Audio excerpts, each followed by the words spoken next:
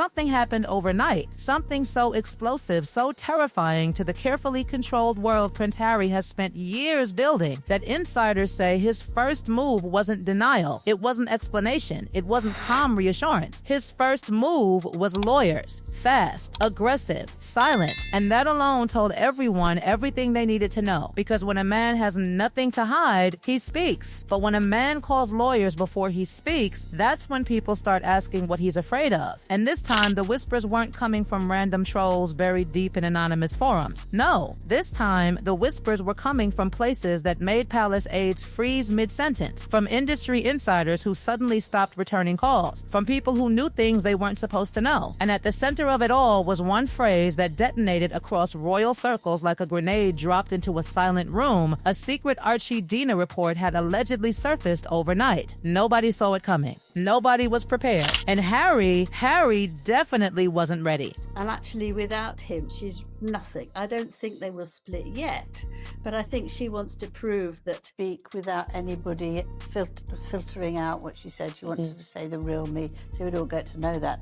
I think she's their family, and you can go on and on for what she said, all the lies she said. So she's not someone. Those words didn't just land, they exploded. Because for years, the narrative around Archie had been carefully constructed, polished, packaged, and delivered exactly how Harry and Meghan wanted it. Every appearance, every photo, every statement had been meticulously controlled. They weren't just living their lives, they were directing them, shaping perception like producers managing the world's most expensive reality show. And suddenly, that control was slipping. Overnight, something shifted. Phones started buzzing earlier than usual. Not the casual buzz of routine emails or PR updates. No, this was different. Urgent, sharp, frantic. The kind of buzz that makes assistants glance nervously at each other before answering. The kind that makes managers close doors before speaking. Because word had spread quietly, dangerously, that a document existed. Not speculation, not rumor. A document, allegedly containing DNA analysis connected to Archie. Nobody was confirming it, nobody was denying it. But Harry's reaction told its own story. He didn't laugh it off, he didn't dismiss it publicly, he didn't mock the absurdity of it, he lawyered up. And that single decision triggered more suspicion than any accusation ever could. Because Harry had spent years presenting himself as the man who stood up against lies, the man who exposed false narratives, the man who demanded truth and transparency. He had sued newspapers, he had confronted institutions, he had gone on television and told the world his truth. But now when faced with something that could supposedly be disproven instantly, his answer wasn't clarity, it was silence and legal defense. That silence was louder than anything he could have said. She was apparently screaming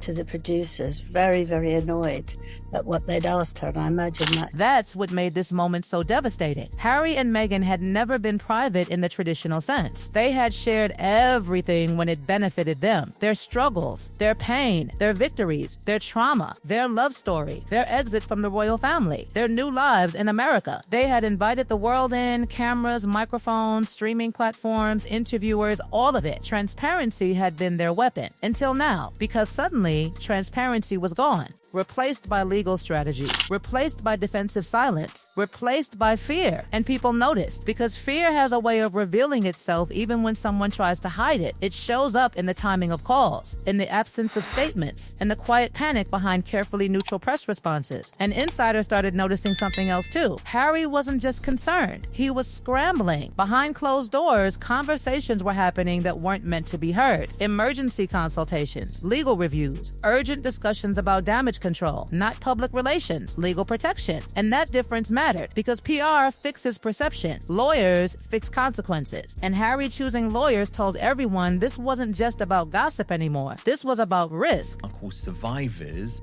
feel vindicated by reports of her demon ways.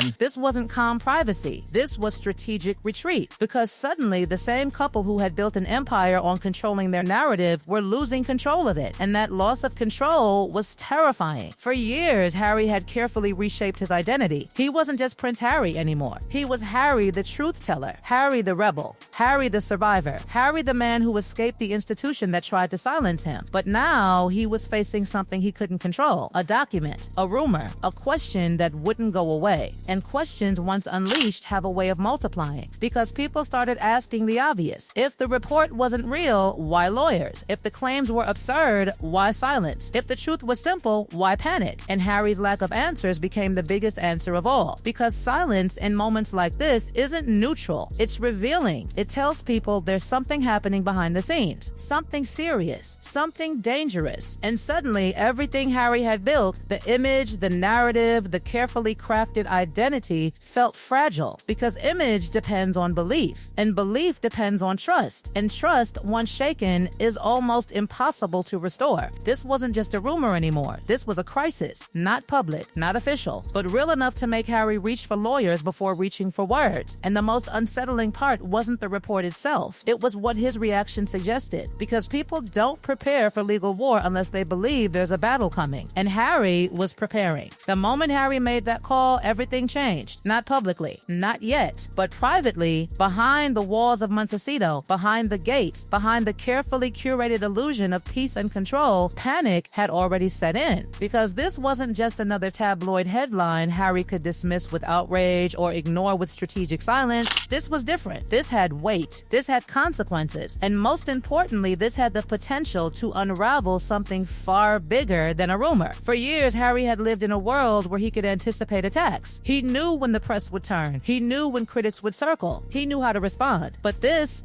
came from nowhere, overnight, quietly, without warning. And that's what made it so dangerous. Because the most terrifying threats aren't the loud ones, they're the silent ones. The ones that move quietly, spreading behind the scenes before anyone can stop them. The whispers started subtly. A phone call here, a question there, someone asking something they shouldn't know, someone referencing something they shouldn't have seen, someone mentioning the existence of a report that wasn't supposed to exist publicly at all. And suddenly, Harry realized something that made his blood run cold. This wasn't contained. It was spreading, not explosively, not publicly, but steadily, like cracks forming in glass before the entire surface shatters. And Harry knew exactly what that meant. He wasn't dealing with gossip anymore. He was dealing with exposure, because rumors can be ignored, speculation can be dismissed. But documents are different. Documents create permanence. They create legitimacy. They create evidence. And even the possibility that such a document existed was enough to trigger alarm. Behind closed doors, legal teams began moving fast, reviewing options, evaluating risks, preparing responses. Because Harry understood something most people didn't, once something like this reaches the public uncontrollably, it can't be taken back. It can't be erased. It can't be undone. And his entire post-royal life depended on perception. Everything he had built in America, the deals, the partnerships, the influence, was built on credibility, on trust, on the belief that his story was authentic, that his narrative was real, that his identity was unquestionable. If that credibility cracked, everything cracked with it. And Harry wasn't about to let that happen without a fight, because this wasn't just about Archie. This was about survival. His reputation, his future. Because people forget something important about Harry. He wasn't just a prince who walked away from royalty. He was a prince who walked away from protection. The institution had shielded him his entire life. It had controlled narratives, neutralized threats, managed crises before they could explode. But now, he was on his own. No palace, no institution, no royal machine to protect him. Just lawyers. And lawyers don't protect image. They protect against consequences. Meanwhile, the silence from Harry and Meghan became deafening. No statements, no denials, no calm reassurances, nothing. Just the quiet hum of legal activity behind closed doors. And the longer that silence lasted, the louder the speculation grew. Because silence invites interpretation. It invites suspicion. It invites imagination. People started asking questions they had never dared ask before. Questions that had once been dismissed as absurd suddenly felt possible. Because if everything was simple, why not say so? If everything was normal, why not prove it? If everything was fine, why hire lawyers? The absence of answers created its own narrative, and that narrative was spreading faster than Harry could contain it.